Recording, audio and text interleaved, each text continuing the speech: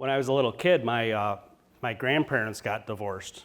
So my parents got divorced, but my grandparents got divorced too, at least one set of them. Good and bad about that. So, it gets to be the late 60s, early 70s, people getting divorced, and everything's tumult and chaos. And so my mom's mom, we call her Grandma Jo, her first name was Josephine. She got divorced from my grandpa Fuller, or Bill, and they got divorced. They both remarried. So then I ended up with 3 sets of grandparents, which is ideal, because then you have 3 sets of grandparents and you get 50% more presents. It's all about numbers. We're going to talk about numbers tonight. And so growing up, I had my Grandpa Fuller, and he got remarried to my Grandma Pat, we called her, because I had to try to keep all these grandparents separate. My Grandma Jo, she got remarried, and she remarried a guy who was a little bit younger than her. His name was Larry. And when I was growing up, my mom and I lived maybe 15 minutes from my grandmother's house. So I grew up in DeWitt, Michigan, home of the DeWittians. It's a suburb just north side of Lansing. And on the weekends, we'd go over, more often than that, we'd go over to just a little ways across, over to Delta Township, part of Lansing, where my grandmother lived, my Grandma Jo and Larry. I didn't call him Grandpa Larry, I just called him Larry. And Larry's a pretty neat guy. He had a snowmobile, so it's somewhere in the late 70s. I was born in 73, so I'm 52 now. And so somewhere in the late 70s, maybe 77, there was a big blizzard. I think I was about 4 years old when this happened. And so nobody could drive anywhere, even though it was Michigan, they had snow plows, but Larry had a snowmobile. So we got to go ride around a snowmobile. That's pretty fun. And then Larry got a motorcycle, and I didn't put me on the he put me on the motorcycle for a picture. I was like 3 or 4 years old or something, get a picture on the motorcycle. Still have that picture somewhere in others. And then they had just close to them, about 15 minutes west of their house, a little suburb called Grand Ledge, Michigan, just northwest kind of corner of outside of Lansing. And you go there on the weekends, and I'd go with Larry and my Grandma Jo, and we'd go get ice cream in Grand Ledge, little downtown there. And you go to this is really going to make me sound like I'm 100 years old. They had a 5 and dime. Does anybody remember a 5 and dime? Just a couple, nobody wants to raise their hand to that one. So there's a 5 and dime, and you go with my grandma, go to the 5 and dime store and all this. And then we'd go down to, they had a little bridge over the Grand River. So Grand River roughly goes from, I'm from Michigan, I got this hand here. So go from like Jackson, Michigan, up to Lansing, Grand Ledge, Grand Rapids, Grand Haven, all the grand things.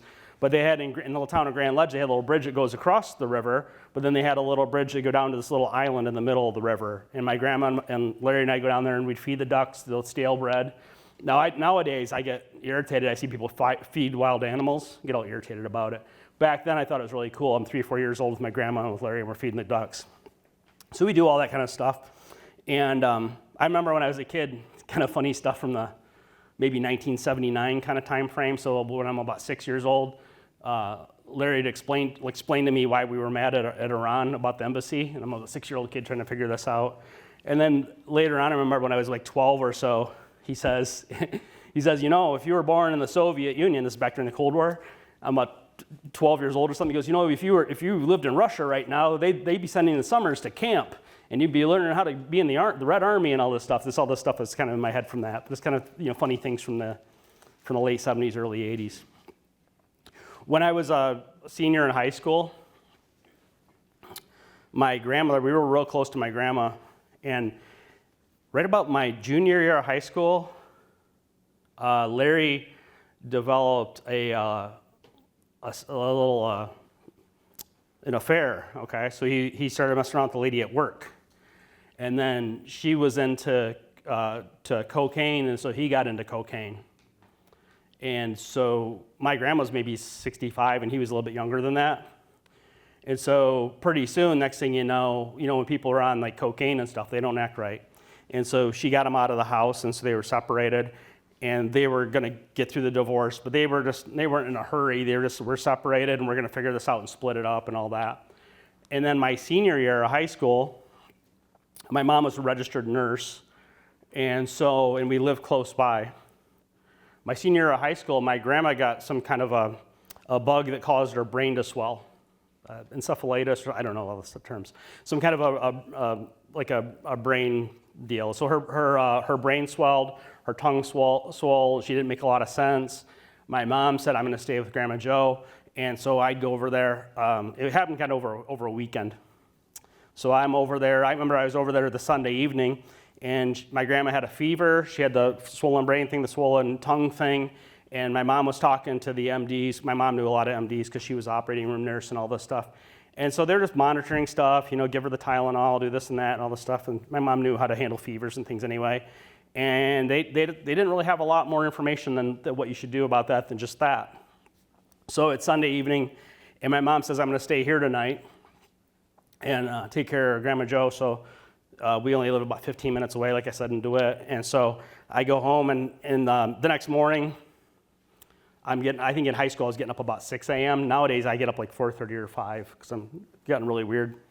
And so I get up about 6 a.m. My mom knows about the time I get up. The phone rings, and my mom says, Grandma Joe's dead. So that was kind of shocking. I was only 18. My grandma was only 65. My grandma actually never retired. She kind of retired from one job to the next, and she was just still working, and she just was dead. So then what happened after that is a big, like the family feud, It's not that anybody, my mom had 3 siblings, or has 3 siblings. My mom's still around. My mom's 78. She lives in Lansing, Michigan now, from whence I came. So she lives back there. So then my mom had 3 siblings. My mom was also the oldest. So the estate wasn't quite in one piece. There wasn't, I don't remember there being a will, and I was only 18, so what did I know? But I don't remember there being a will. There certainly wasn't a trust. And remember, Larry was off with the new girlfriend and the drug addiction and all this stuff. And he was a bit younger than my grandma. So then they have to open a probate, and they go to court. So here's the 4 kids, and then there's the second husband, but then he's with the girlfriend with all that going on. And Larry makes allegations in the probate court, and I believe that was Ingham County probate court. He makes allegations that my mom killed my grandmother. So that's how fun that was. And so that's just one tale of many about how when you go through a probate, things are sort of a mess. That was extra mess than we needed. And also something about probate, how many of you all have a will? How many people have a will but not a trust? Okay, so when you have a will and not a trust, something that might be of concern to you is wills do not avoid probate. So if you have a will, you still have to go through Cook County Circuit Court. For most folks, that would be over here in Skokie, just a little ways away. So if you have a will and not a trust, your will does not avoid probate, and you have to go through a probate process. A will does not give you asset protection while you're living. It doesn't bypass the probate court process. Wills, the whole probate process is open to the public. I can go tomorrow morning over to Skokie, the Cook County Circuit Court, and I can go ahead and I can sign out a file, and I can read through it, and I get to see who got what. And I can figure out there's a house I might be able to go buy on the cheap. And I can figure out which kid just got $1 million. I can go do all that. A lot of folks do that. Realtors, home improvement contractors, all sorts of folks do that. So if you want your affairs to be private, you're going to want to consider a trust. Not legal advice. Your mileage may vary. I'm not an attorney, but I just want you to know that. So a will doesn't give you asset protection while you're living. It doesn't give you any privacy when you're gone. Probates in Cook County, typically right now, are taking 1 year to settle. In some counties in Arizona, probates are taking 2 years to settle. Does anybody own real estate out of state? Okay, I don't want to pick on you, but you have no trust and you have out-of-state real estate. So, and that's might be more than just one person, because some people raise their hands, some people don't. If you do not have a trust and you have out-of-state real estate, you're going to have to open at least two probates. So let's say that you have a will but no trust. You say you own property here in Illinois, and then you also own a place down in Naples, Florida. Everybody wants to have a condo in Naples, Florida now. They must all be in the same building. So that's the way it's been going. So let's say you say here in Park Ridge. Say you have a house here in Park Ridge, and then you got your condo in Naples, Florida, and you do not have a trust. When you go, there'll have to be a probate opened in Illinois in Cook County. It'll take a year. In the Cook County probate process costs thousands of dollars, takes a year. And over in Florida, so maybe you have a will over here in Illinois, but you have Florida real estate. Florida is going to require you to open a probate in Florida. And Florida is a state that does not allow you to have an out-of-state executor.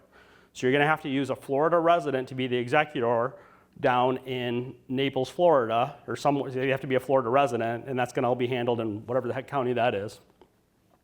So if you have a trust, that's all avoided. If you have a trust, you have a successor trustee, and they can handle both pieces of real estate. But when you have property in multiple states and you just have a will, you're going to have multiple probates open. And some states like Florida will not allow a foreign executor, meaning they can't be anybody other than a Florida resident. So if you had that situation where you had just a will and you live up here, you got the property over in Florida, if you don't have a Florida resident who can act as the executor, then you're going to have to hire one, the estate will. So there are lots of ways that we think we're being clever by maybe not spending money on a trust. I'm not an attorney. I don't sell trusts. We do work with law firms for our clients that we connect the dots with a law firm and with yourself and kind of act as the translator and make sure your socks match. But if you think that maybe you'll just figure this out later, you probably ought to figure out sooner than later. And so a will doesn't give you asset protection while you're living, doesn't give you privacy, and when you pass, you leave a big mess behind. We have a client that just passed away at 93 years of age. She lives in Mount Prospect, and she had her trust all buttoned up. So one of her kids, her daughter, was the successor trustee. So she was still, the mom, the 93-year-old mom that passed away, she was still in control of everything while she was living, but she named a successor trustee to take over her daughter, one of her daughters, when she passed. And then so all her daughter has to do as executor, she doesn't have to go do the probate process. She just has the trust, and she can just start cutting checks and sorting the affairs out. So there's a big back-end savings when you have a trust in time and in money. So that's something that you might want to consider. We have a few things we want to talk about here. I made just a whole bunch of notes, make sure I don't forget anything. We had some things we can talk about tonight. We can talk about Illinois wills and trusts, of course, also dynasty trusts. Is anybody interested in learning anything about dynasty trusts? Frank? So I'll tell you one thing that you'll want to know. The best state to open a dynasty trust would be in South Dakota.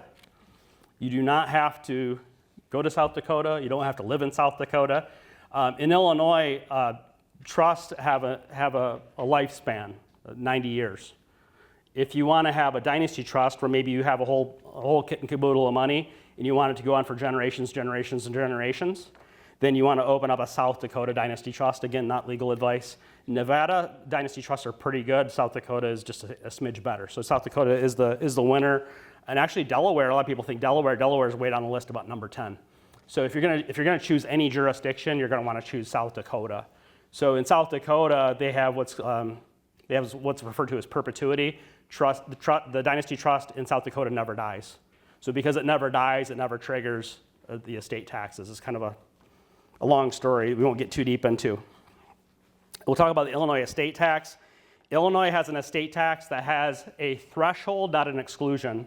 So Illinois has a threshold where if whether you're a single or a couple, if you go 1 penny over $4 million on your net worth when you pass, it's going to trigger the Illinois estate tax back to $1. So that's something else. We'll talk a little bit more about that in a minute. A way to avoid that is you could establish a Tucker Shelter Trust. I'm not an attorney, but we work with the attorneys to draft those. I can give you information. We can give you information about that, but we cannot draft the trust ourselves. So we can work with your attorney or with ours. Ours tend to be a little bit more on the ball with what we're talking about. We can talk about qualified terminable interest property. That can be a way to provide, if you're in a second marriage, you're probably going to want to consider a qualified terminable interest property. Also, the One Big Beautiful Bill Act of 2025 was signed into law on July 4th. That permanently extends the Trump tax cuts or permanently until they're repealed. They might be repealed as soon as 2029 if things go differently in the elections. That can affect you no matter what political opinions that you have or which way you vote. The Trump tax cuts do benefit folks who are relying on IRAs or Social Security or both. So the fact that we have a $38 trillion federal debt and that we could have dramatically higher federal income taxes as soon as 2029 would be something we want to talk about tonight. The Social Security Fairness Act of 2025 was signed into law by President Biden on January 5th. If you or your spouse has a pension, then we might want to talk about, if you haven't already figured this out, how you might get quite a bit more money from Social Security. We've had some folks get, I think one couple, your mileage may vary, but we had a couple that are longtime clients, and he has a city pension, City of Chicago, and then she had her private sector employment, and they just were able to increase their monthly income by $1,500 a month due to the Social Security Fairness Act of 2025. And like I said, that was signed on January 5th by President Biden. So we'll get back into a whole bunch of that stuff. We did ask everybody who they wanted to, what they wanted to learn about tonight. Is Renata here? Oh, Renata's right here. Okay. Hello. And so Renata said that she was interested in learning about trust, so we'll talk a little bit about that. And then we have Steve and Kate somewhere. Right there. I saw you earlier.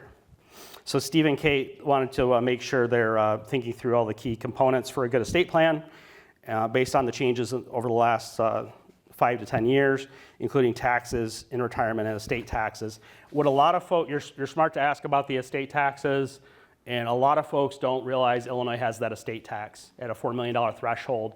And the crazy thing about it, it's $4 million. Well, the Illinois estate tax is $4 million threshold. Well, it's not an exclusion.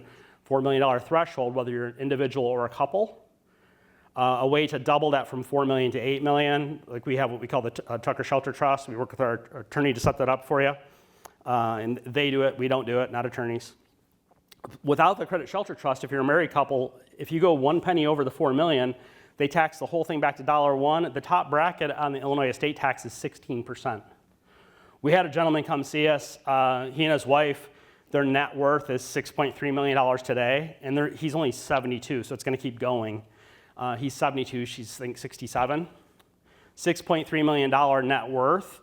If they both died yesterday, today they would be sent, their estate would be sending $550,000 US dollars to Springfield. But I'm sure that the money wouldn't go wasted. So if that's something you might want to think about adapting, adjusting, we want to talk about that. I'd rather see you all save more money in taxes, kind of put the government on the diet, federal and state, and then you can do things like do things for family, for friends, for charities. A lot of people that we work with are very charitable, and it'd just be nice to have that freedom to do I want to send it to Springfield or Washington, or do I want to maybe benefit charities in the community, or maybe my kids or grandkids. So Joe Agostinelli. Is it Joe or Joseph? Oh, no, it's Joe. They wrote it on your name tag. There you go, on your name tag. So Joe said he liked the list of the topics and the brochure, the mailer that we sent out. Some folks got the mailer, some folks saw us on Facebook or whatever.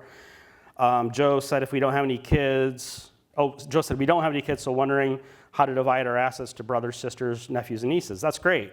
So if we don't, I have a saying that unnecessary income taxes or unnecessary estate taxes are unnecessary.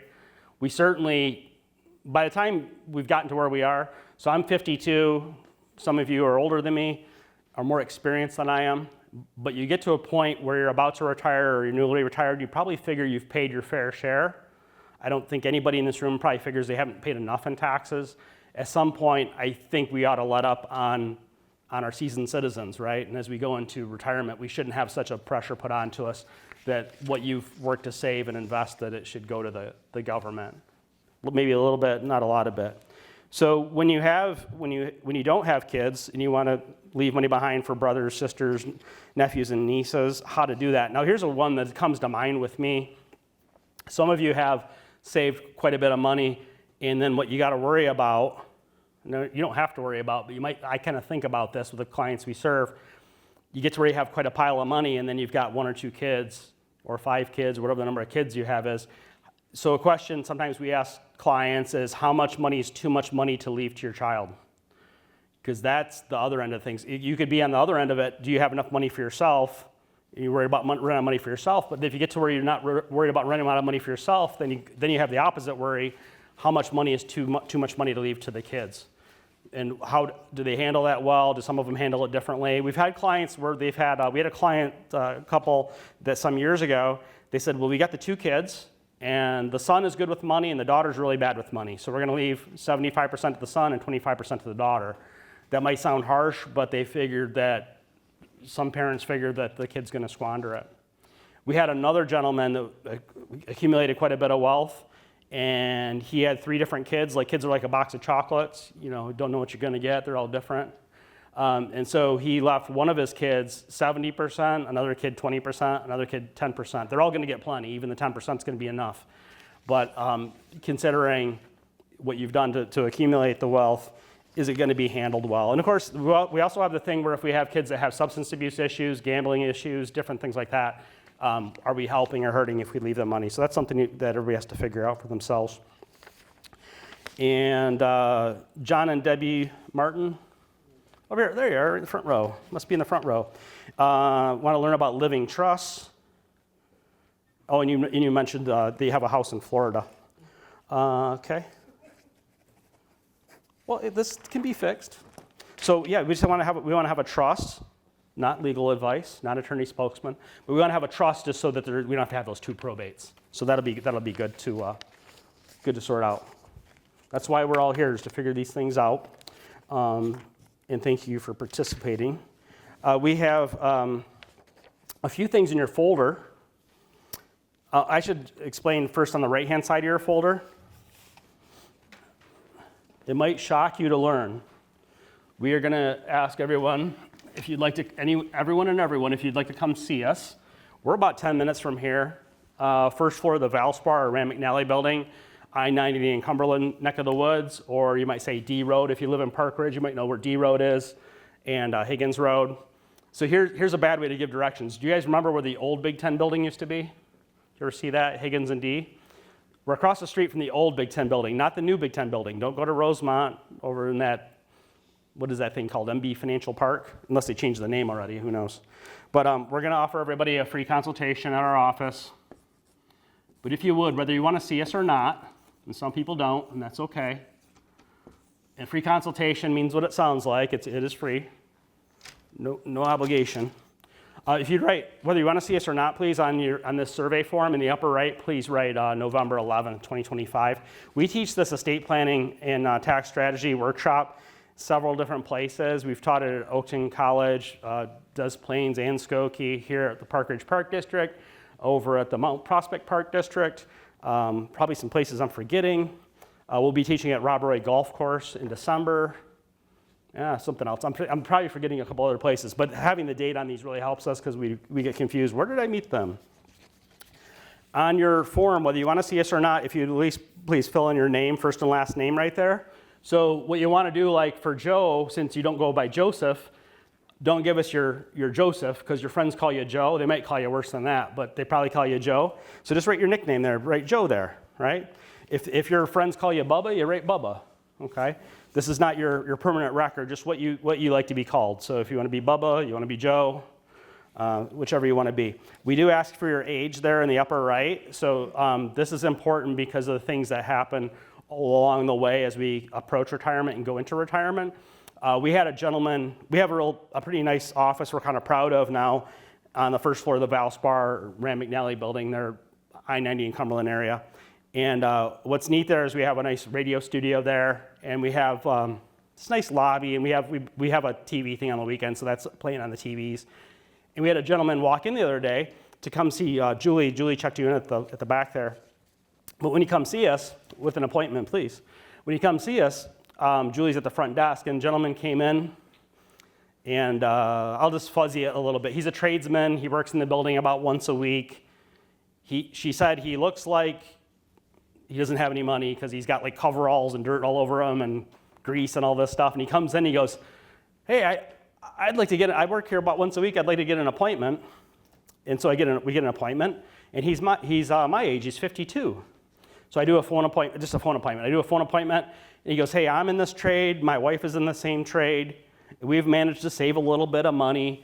I want to retire at 55. So whenever somebody's 52 and they tell me they want to retire at 55, I get a little bit nervous for them. And come to find out, they're like, he's in that trade, she's in that trade. His 401k is 1.3 million, her 401k is 1.3 million. He's actually been doing a pretty good job of keeping them both on track. So then he says all this, he goes, oh yeah, house is paid off, and we got about 2.6 saved for retirement. We don't spend much.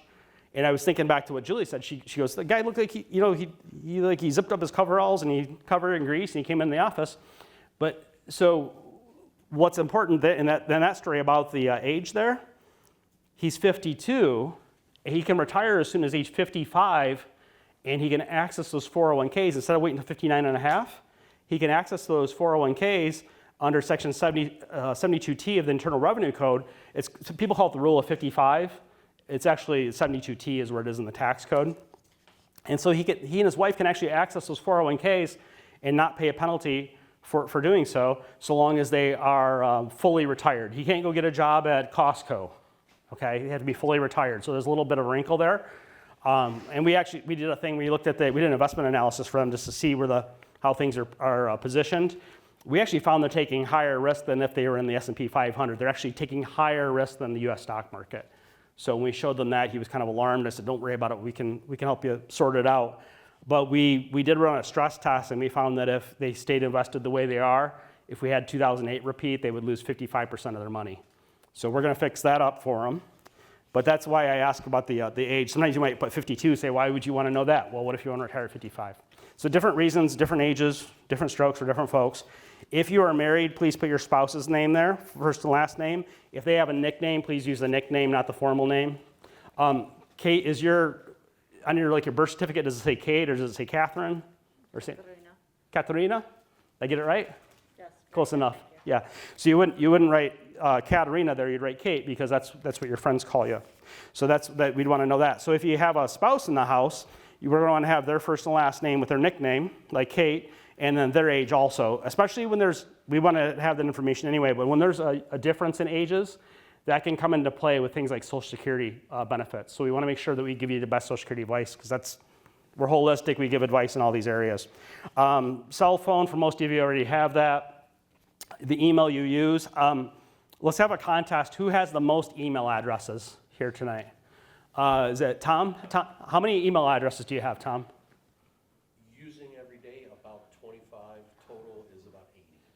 So you own 80 email addresses. This is an all-time score on, right? We have a client that has 10. Did you say Tom has 80 emails? Okay. So Tom, do you have an email that you send all the junk to? I've had that email since I was 14 years old at America Online. Tom G at AOL. Jeez, oh Pete. We got to put you in the paper. So what you don't write here is tomg@aol.com. We don't want that one.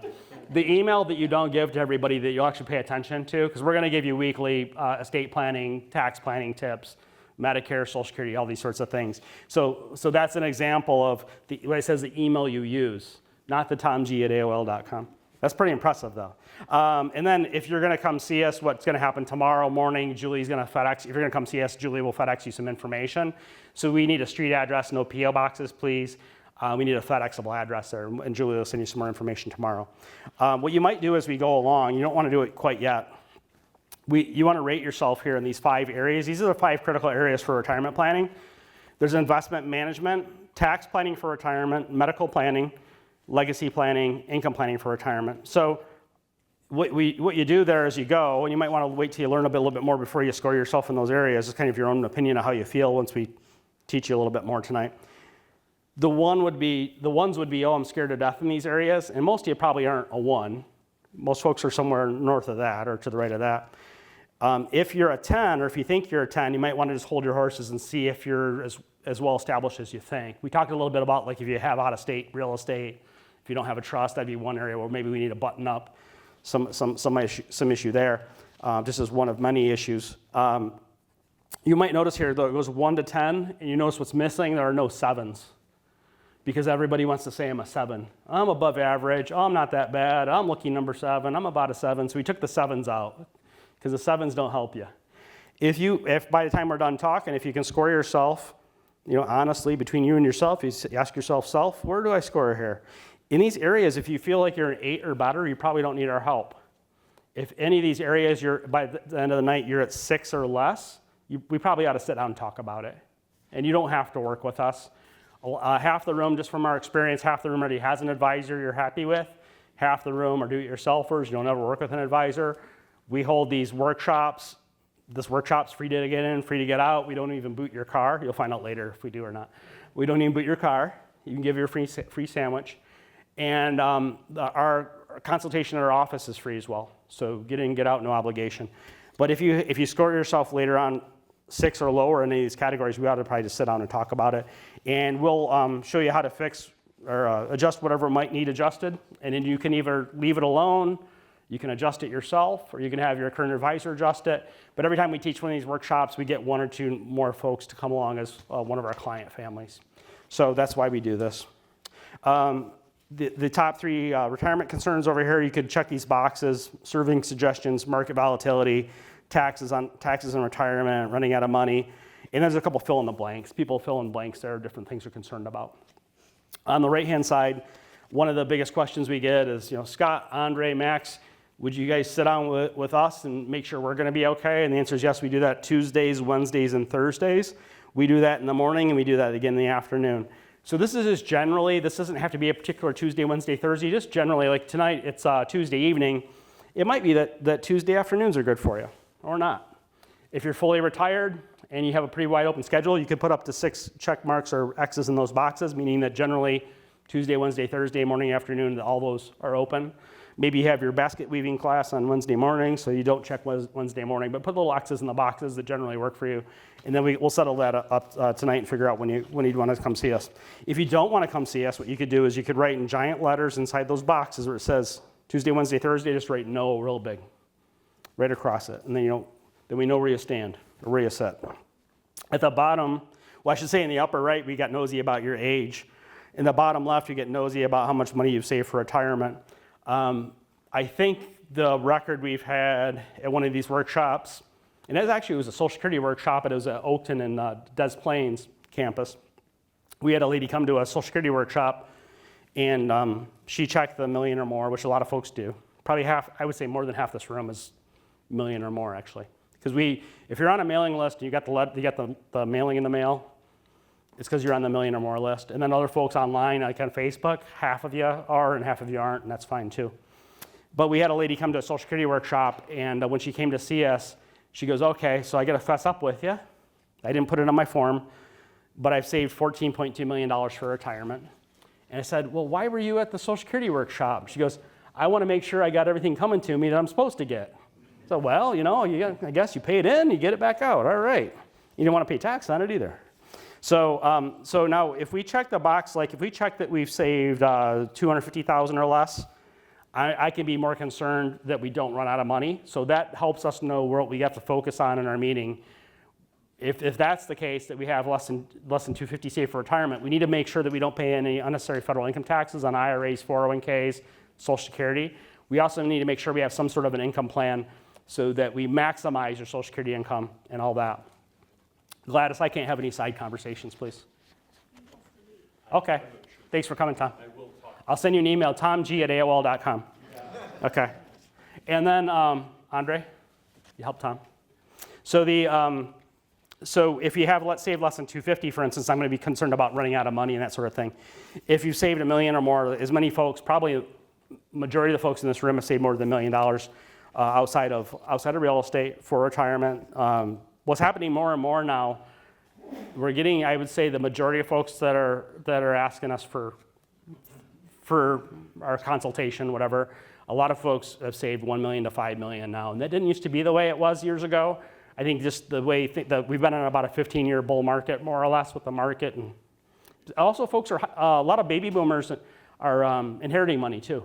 So I know my grandpa that fought in World War II, he's passed away. My mom was on the kind of leading edge baby boomer. She's 78 now, and she didn't inherit a lot from my grandpa, but just we've had a lot of folks that over time are inheriting more money, and the market's been up too.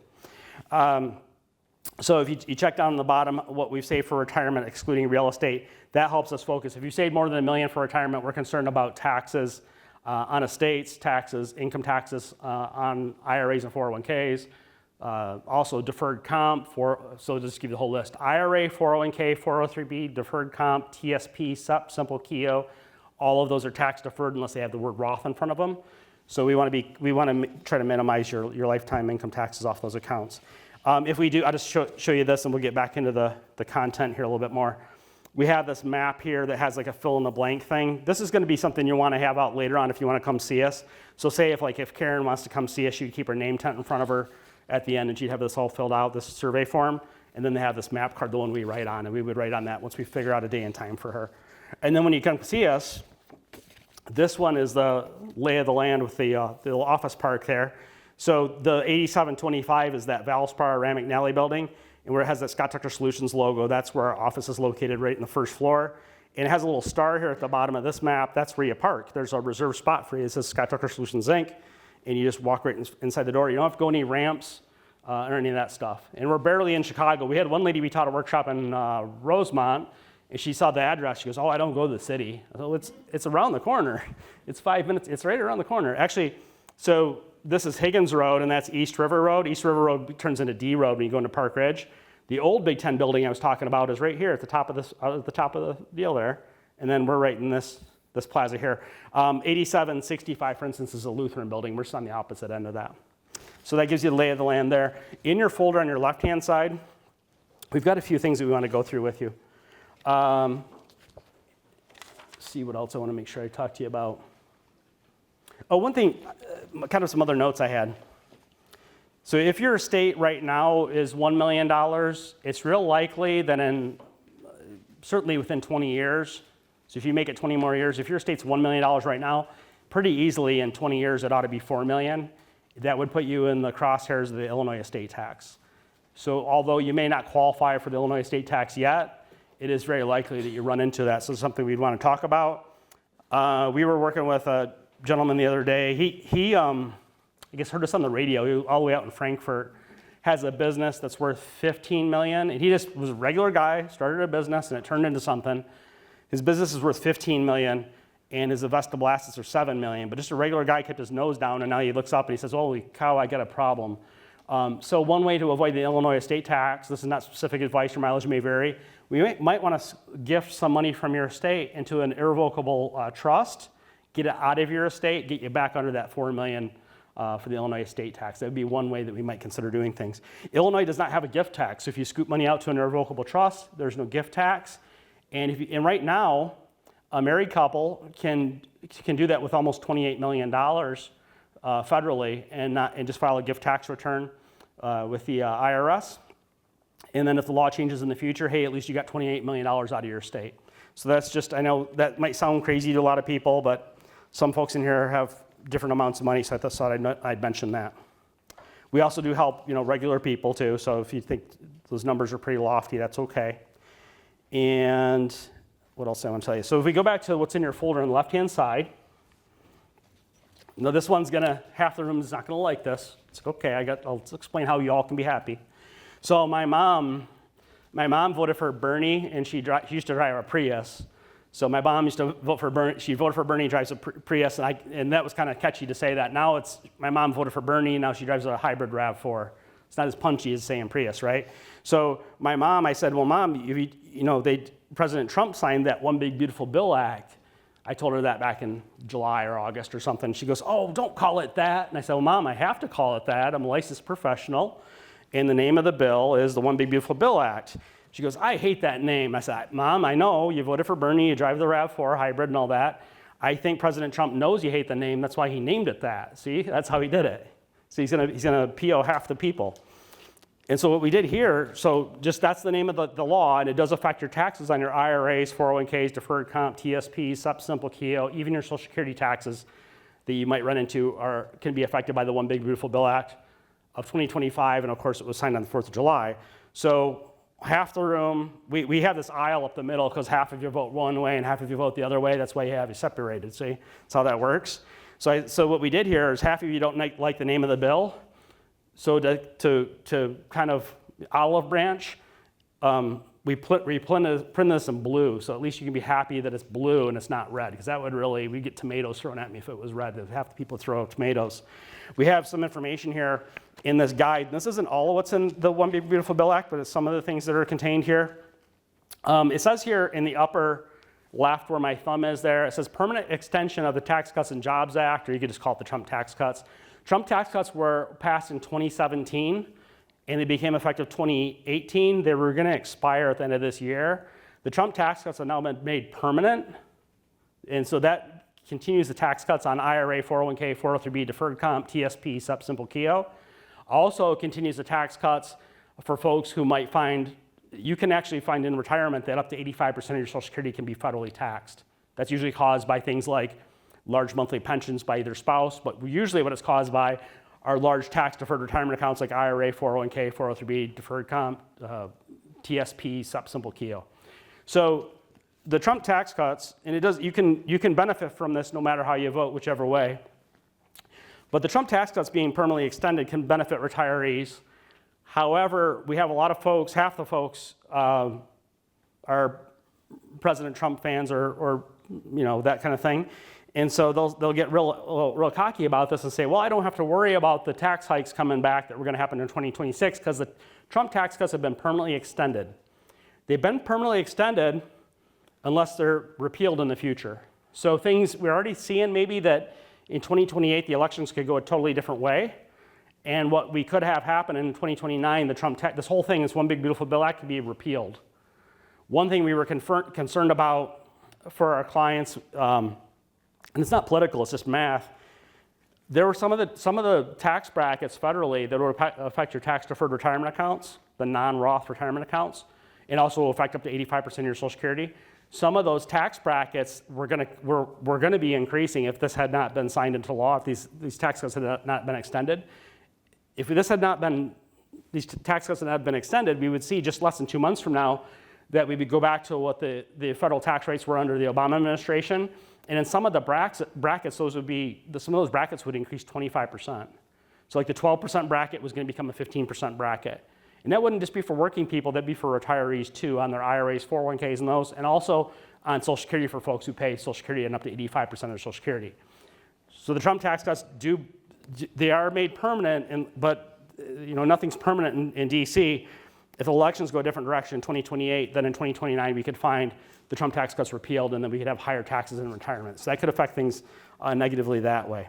Of course, I know we do have a $38 trillion debt and we spend too much money. I know that as well. But that's something to be aware of. There's something else. A lot of folks think that the One Big Beautiful Bill Act made Social Security federally tax-free. That is not what happened.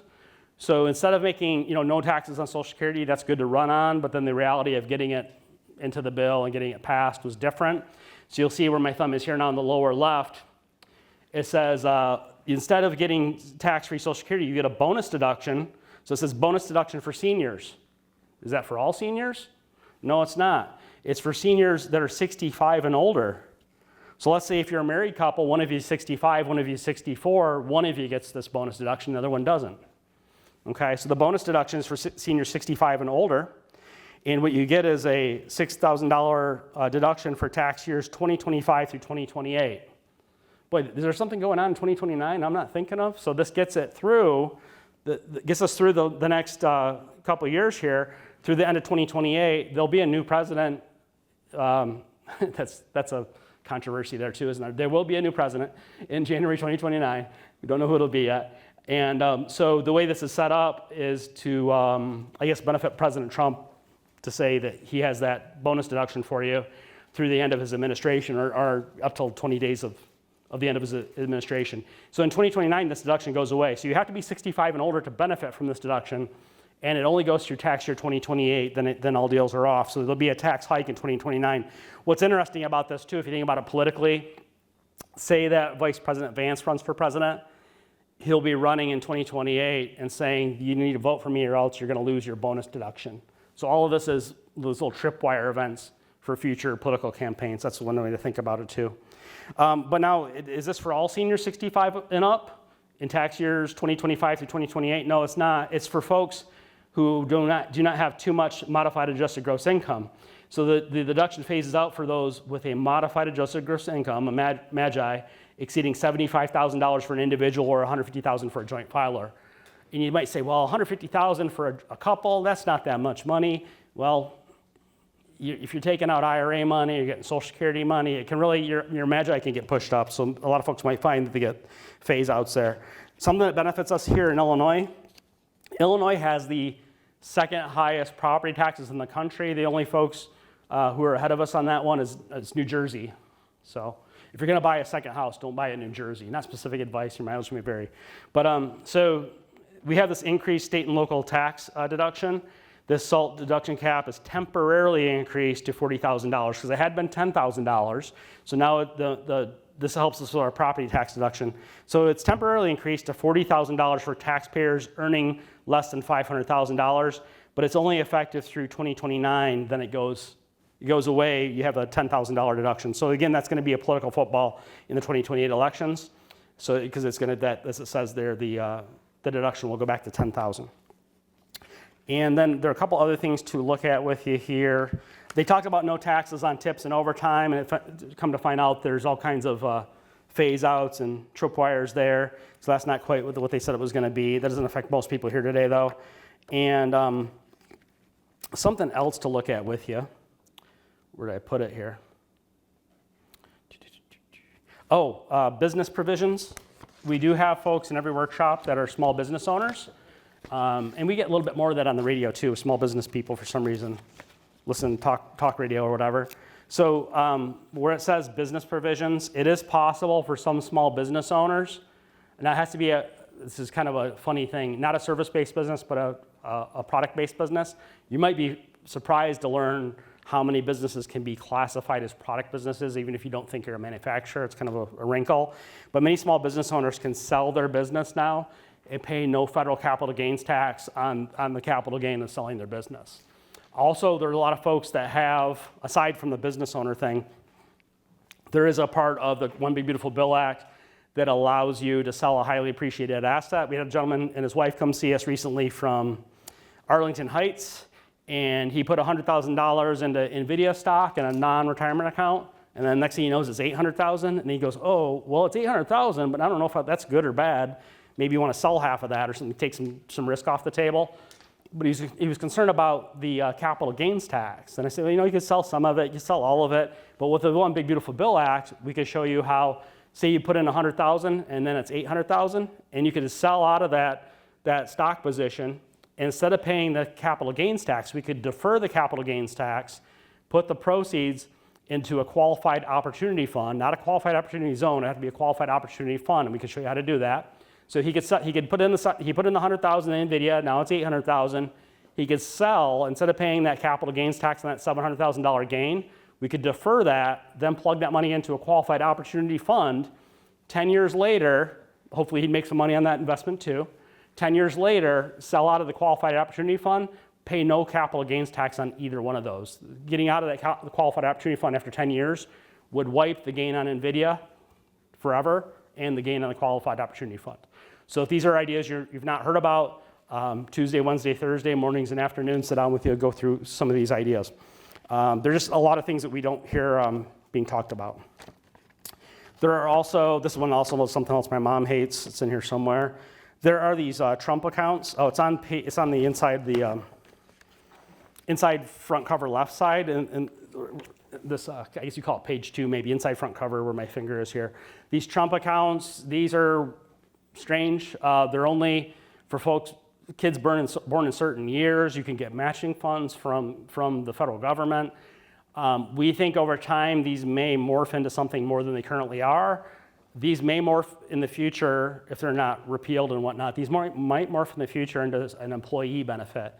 What we might see, and it depends on the next elections in 2028 and that, this might be something that morphs into a thing where so-and-so comes to work for us and they have a child, and it might be a thing where the employer might be able to match instead of or in addition to the government. So that's just something that's being kicked around in Washington right now that could change in the future. And for right now, this is what we have is the One Big Beautiful Bill Act, and it changes to something else later, but we don't know that yet.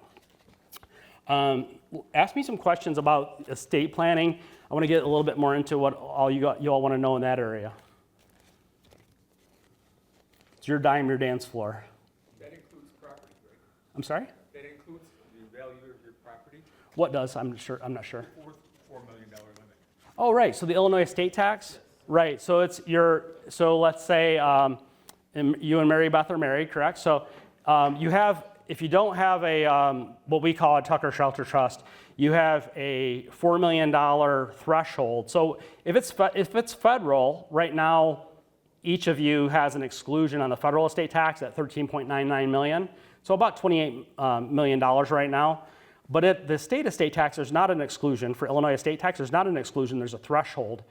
If you guys died yesterday and you had exactly $4 million, no Illinois estate tax. If you go 1 penny above that, the state of Illinois taxes the entire thing. The top bracket on the Illinois estate tax is 16%. But it includes everything. Everything. Things in Your whole everything.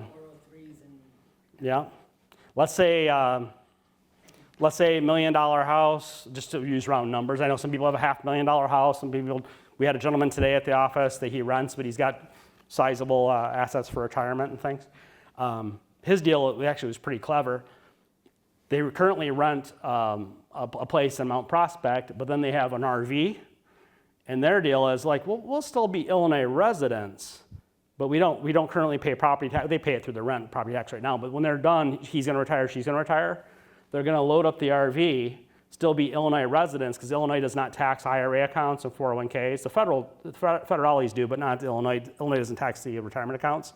They'll still be Illinois residents. They'll still vote here. They'll still be their state of residence, but they'll be in the RV and they'll go wherever they want. And so they'll have no Illinois property tax and they'll have no Illinois income tax.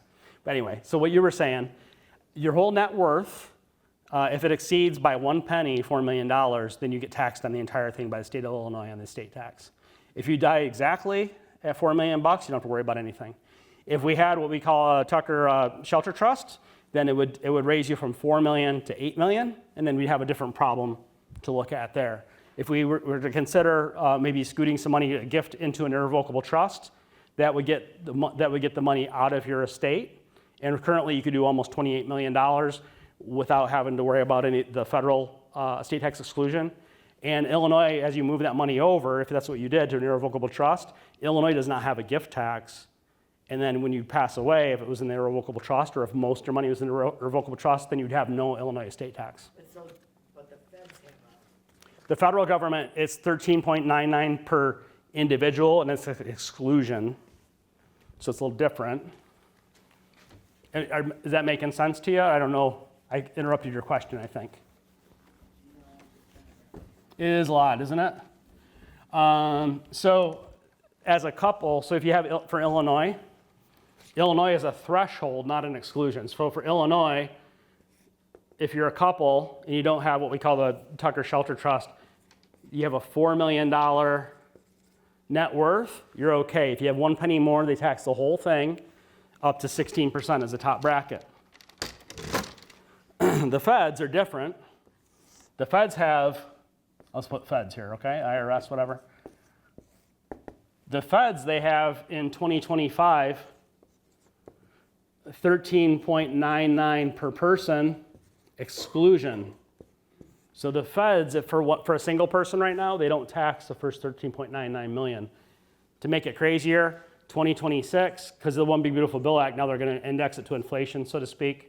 Well, they've already said the 2026, the number is going to be 15 million per person excluded, which you can see a married couple. So like next year, you guys could move out into an irrevocable trust, $30 million, and not have to worry about a federal estate tax ever again, even if the law changes, even if they strike this in the future, repeal the One Big Beautiful Bill Act, you've already got grandfathered in either of these numbers. The state of Illinois is a threshold, and it's not per individual, it's per couple. If we get what we call a Tucker Shelter Trust, we can make that 8 million threshold. So that's pretty neat. But then you could run into a problem again, depending on what y'all have going on. Another question? It's for Michael. Yeah. Tell us what restrictions are on the irrevocable trust. So you got It's- the revocable and Yeah. the flexibility. So if we put all this 13 million, 15 million in an irrevocable trust, Mm-hmm. what control do we give up? Can we? Yeah. It's probably going to be a little bit more of an in-depth conversation than we could get through tonight, and it's going to be specific to you. So revocable trust, one of the big misconceptions is I can just jam all my money into a revocable trust and I'm off the grid.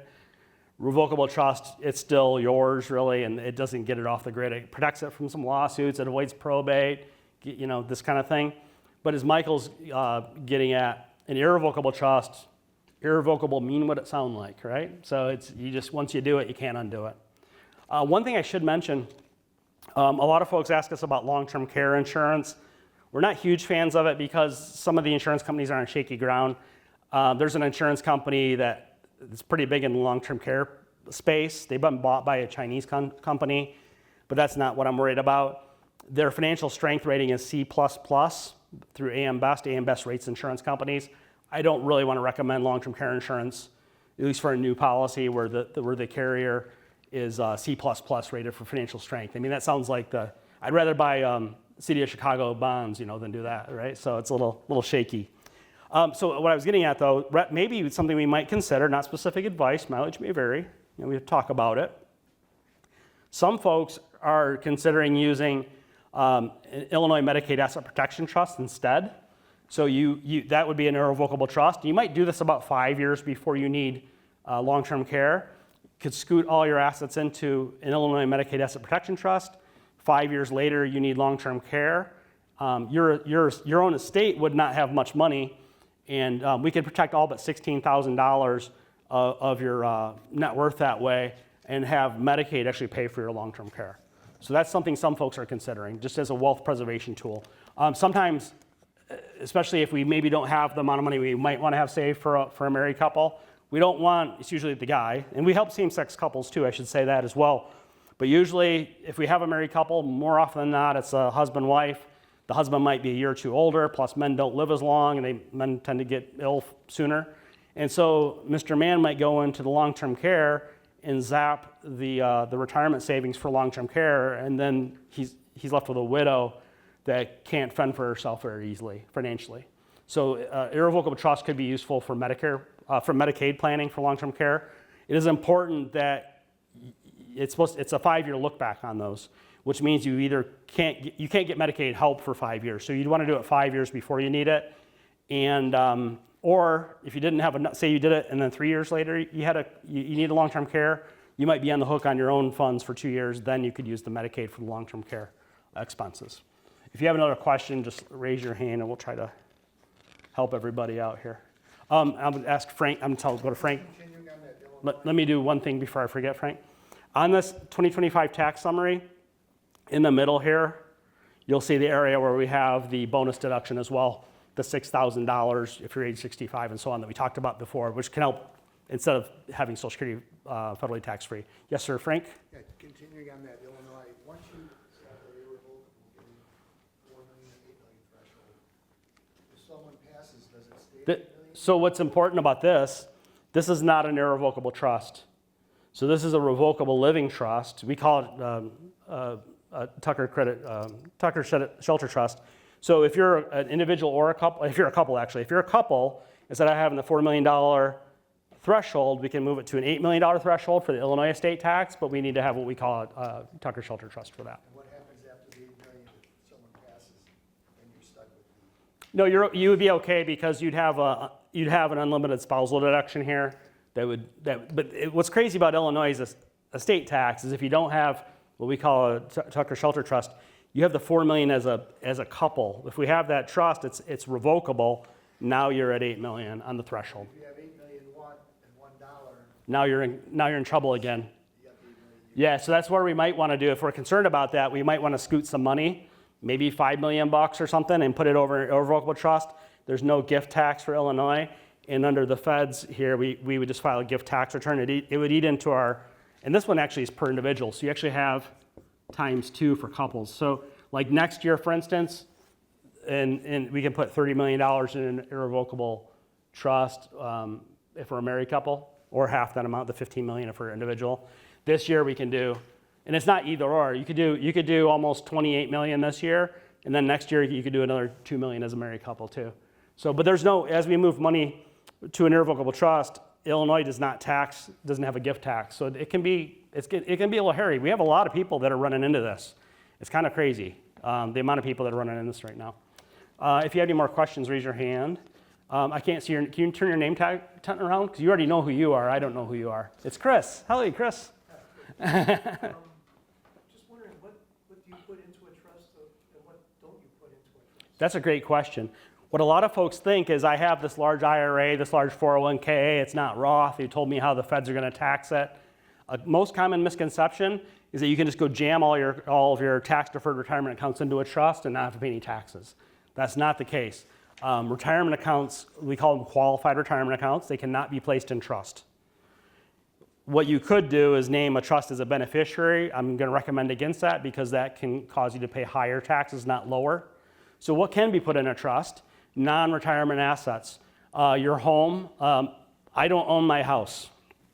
Sounds weird, doesn't it? So I don't own my house. I have a revocable living trust that holds title to my house. So if I'm sued, well, my trust didn't do anything. So my trust, there's not going to be a judgment against my trust. My trust didn't do anything. So if somebody sues me, the trust is kind of off limits that way. There's some asset protection. So there'd be your house. You might put your vehicles in your trust, savings accounts at the bank, non-retirement investment accounts. Some people, we call them non-qualified because they're not a qualified retirement plan. People usually call these brokerage accounts, which is probably a bad name for them because a lot of folks anymore don't use stockbrokers and probably shouldn't. We're set up as investment advisors, so we have a fiduciary standard on securities accounts, and that we don't really think there's a room for a stockbroker anymore, but people can still call non-qualified accounts brokerage accounts. So any non-retirement assets, generally your attorney would tell you, or our attorney would tell you, we refer you to the attorney we work with the most, they would tell you generally any non-retirement asset should go into the trust. But retirement accounts cannot be retitled in trust. And also you do not want to benefit a trust with a qualified retirement account like an IRA or even a Roth IRA. On the traditional IRA, it would actually cause higher taxes in most cases because the trust tax rates are higher than the people you would leave money to. If you leave behind Roth money to the next generation, they have 10 years of tax-free growth after you're gone, and they cash out the money tax-free. They could cash it all. A Roth account, they could inherit it today and cash it out tomorrow. What we do is we sit down with the next generation and say, hey, what would be smart? You got $1 million Roth, take $100,000 and go do whatever you got to do with it. Buy a car, pay off student loan, pay for a wedding, buy a house.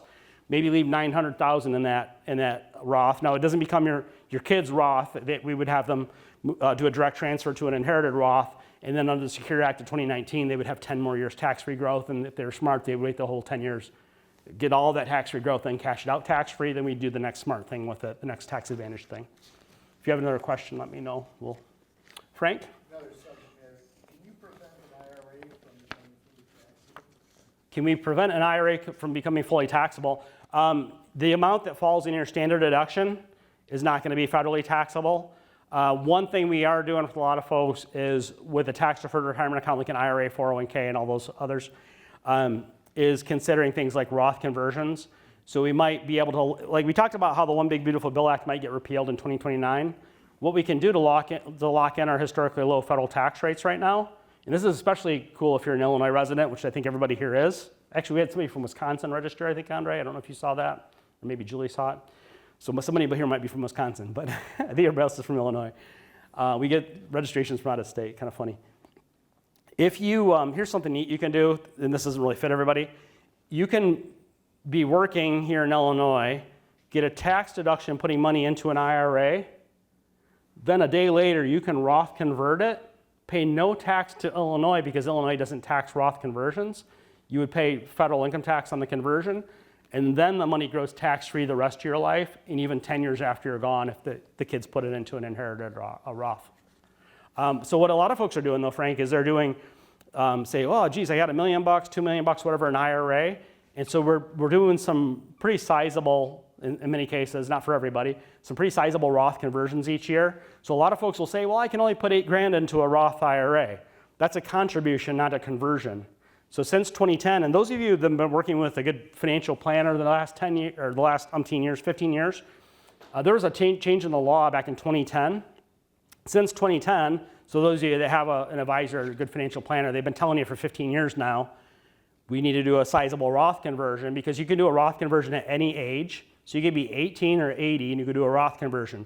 Any age, regardless if you're working or not, at any income, you can be making $10,000 or $1 million per year, and you can convert any amount. We don't want you to convert everything at once.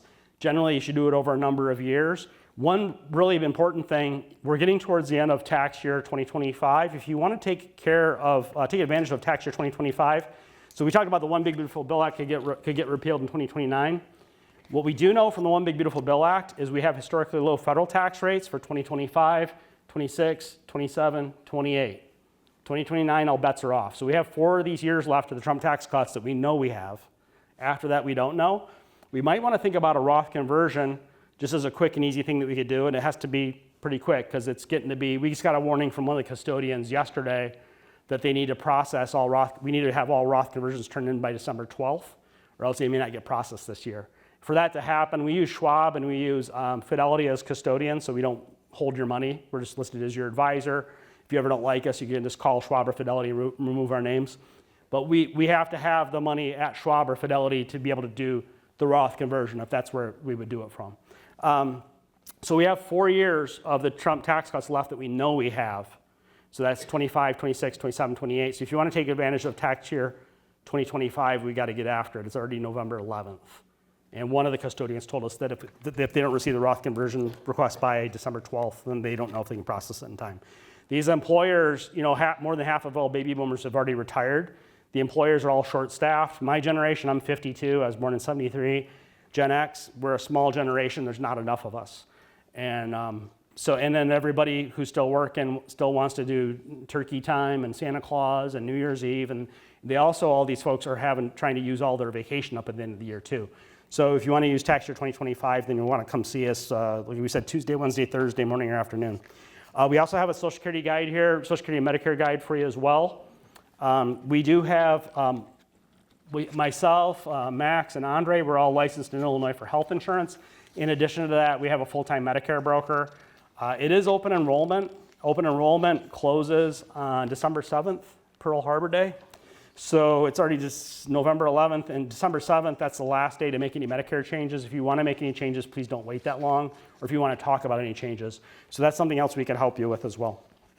And there's no charge to do that. We help folks for Medicare, no cost. Medicare, the insurance companies do pay the broker, so that's why it's cost-free, just like it would be if you go get your home and auto from a broker. They shop the companies. I'm licensed for property and casualty in Illinois, which is like home and auto and that. I use a insurance broker to shop all the carriers. So they'll tell me, well, this vehicle ought to be Progressive, and the house and that vehicle ought to be AAA, and they shop it all around. You don't want just the lowest cost coverage with insurance. You want the best coverage as well. And so that's where an insurance broker can come in handy. This next sheet shows the federal 1040 for 2024. One thing here, you'll see on line 2A where my finger is pointing here. On line 2A, that's where the IRS wants you to list your tax-exempt interest. Tax-exempt interest might come from where? Where would you get tax-exempt interest? I'm sorry? Tax-free municipal bonds. So in the world of bonds, municipal means state level or below. And so if you want to pay no state income tax on municipal bonds, you need to buy your bonds as an Illinois resident from the state of Illinois. Awkward pause. Do you want to lend money to the state of Illinois? Probably not. So I don't even care what rate of return they're going to pay, or if I'm going to pay any tax on it. So your tax-free interest. I don't want to buy bonds from the state of Illinois or Cook County. There's an entity is nothing against Chicago Public Schools, but for over 10 years now, Chicago Public Schools has been issuing junk bonds. That means they could go bankrupt and not pay you at all. So I don't care what the rate of return is if they could just go bankrupt and I lose all my money.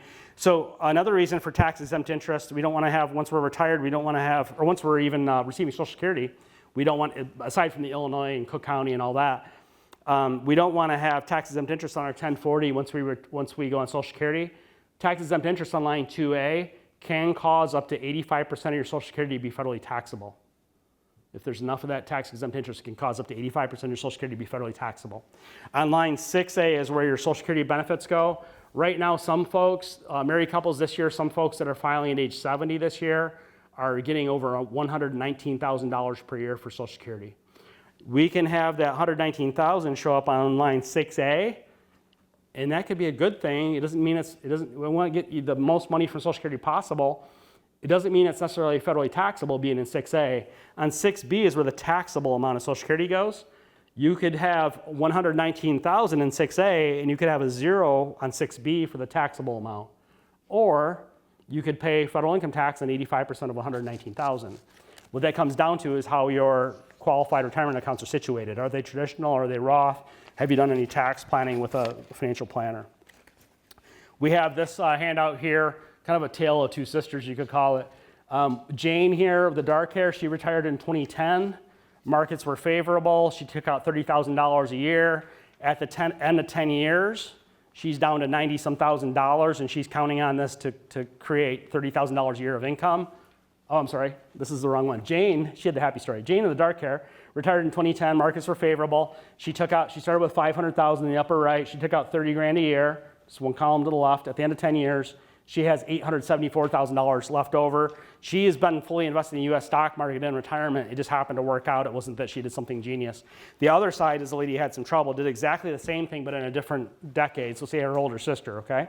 So Jill has the gray hair, and she retired in 2000. There were two big crashes in 2000.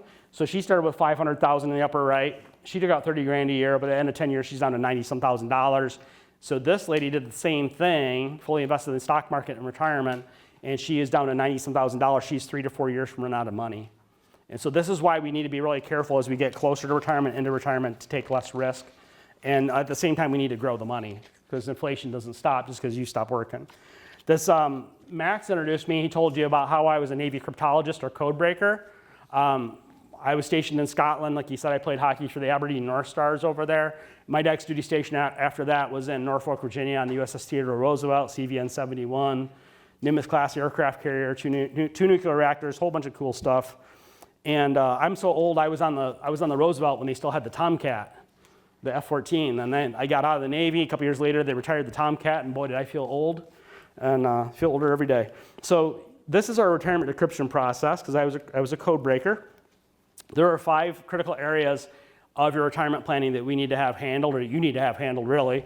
And so there's the investment management there. We talked to a gentleman in our office today that he's got an advisor at Raymond James. Nothing against Raymond James, but he's had the same advisor 20 years, and all the advisor talks about is investments. Okay, and really we need more than just investments to get through retirement. There's also this tax planning area. What was interesting there, this gentleman and his wife, they had $800,000 saved in investment accounts, and it's all tax deferred. So rough rule of thumb, because if you have a tax deferred retirement account, this is a Slinky, if you remember this. This is another thing that makes me feel old, okay? Slinky. So say this gentleman and his wife had $800,000 tax deferred in IRA and 401k. What's crazy is this thing keeps growing, and then you get into your 70s, they make you take required minimum distributions, which are federally taxable. Then you take money out of your IRA or 401k to live on. Those distributions being federally taxable causes up to 85% of your Social Security to be federally taxable versus none of it being taxed. So a good rule of thumb for you, whatever your amount is in tax-deferred retirement accounts, like he had $800,000, it's going to create another $800,000 of federal income taxes over his lifetime, he and his wife's lifetime. It's a rough rule of thumb because it keeps growing and throwing off taxes. So a good rule of thumb is typically, and there's no guarantee on this, we have to run your numbers, but typically a good rule of thumb is if you come to us and you have $800,000 tax deferred, typically we can save you about half that amount in unnecessary federal income taxes. So $400,000 potentially could be saved for that family in that example from unnecessary federal income taxes. So that if we can find $400,000 in tax savings, we can put that back in the hopper, because $800,000 is a lot of money, and then it's not too, right? So if we can make it, instead of 800, they would have maybe 1.2 because of the tax savings. That helps get them through life. So that's the tax area there. And we have healthcare planning. We help folks with Medicare and also long-term care planning. And also we can talk about the Illinois Medicaid Asset Protection, Medicaid Asset Protection Trust that we discussed. We have one firm in particular that we work with that helps with those quite a bit. So we're not attorneys. We can't draft the trust ourselves. Legacy planning. You need to have a will. If you don't have a will, please at least get that. If you die without a will in Illinois and your estate's $100,000 or more, you die intestate and still have to go through probate. If you die with a will, you still have to go through probate. In Cook County, it's about a 1-year process to go through probate and thousands of dollars of expense to your estate. Plus, then you have to have an executor that has to go put up with all that, and everything's open court, everything's open book. I can go sign out your probate file in Skokie and read all about it. So you don't want to do that. If you might want to consider at least a revocable living trust. That doesn't get you out from under even at the $8 million level. A revocable living trust doesn't complete you, get you off the book. with the estate taxes. Sometimes we need to consider using a revocable trust, not legal advice. Okay, we'll talk about that, and we'll consult with our attorney with you. Something here in this legacy planning area, if you've got your will and your trust all nailed down, you got your revocable, your irrevocable, got all that nailed down, remember that you can't put your IRAs and 401ks in a trust. So if your deal is you're going to leave behind IRAs and 401ks to the next generation, your deferred comp, your kids are going to pay the taxes on the IRAs and 401ks. You're going to put your kids up in a higher tax bracket, and under the Secure Act of 2019, the kids are going to be forced to take taxable income for a 10-year period. They might even get lazy because money's getting shot out at them, but their taxes are going higher. At the end of 10 years, by federal law, under Secure Act of 2019, your IRA and 401k deferred comp has to be at a zero balance. They could whiz right through the money, pay higher taxes, then in 10 years they wake up and say, what happened? Why'd the money stop? A better idea might be for us to talk about maybe some things like Roth conversions, leave them some money that puts them on kind of bumper rails. You can take a kid bowling, right? So they don't throw a gutter ball. Give them an incentive to grow the money tax-free for 10 years using maybe inherited Roth, maybe one strategy, and get them to be a saver investor rather than a taxpayer, a spender, and a squanderer. Might be a better legacy. The lower right, income planning for retirement, one of the big areas that people mess up all the time. Max and I sat down with a couple today. The gentleman's 67, the wife is 60. The wife insists that when she turns 60, or 62, she's gonna file Social Security. They haven't even done any tax planning yet. They're getting things out of order. And so our job is to maximize your family's wealth, not to minimize it. So we're gonna tell you when we think you might be making a mistake so that we can help you avoid that. We mentioned, I'll use Karen here in the front row as an example. If you wanna come see us, please fill out the entire survey form and then have this map card in front of you where we fill in the blank for you later on. And if you just stay seated with your name tent, that would be easiest. Otherwise, it's like herding cats. If you do not want to see us, please write your first and last name at the top. And in the lower right, you just write in big letters no, or it says Tuesday, Wednesday, Thursday. And then we won't bug you about it.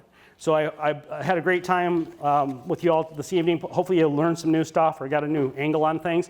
We look forward to seeing you at the office.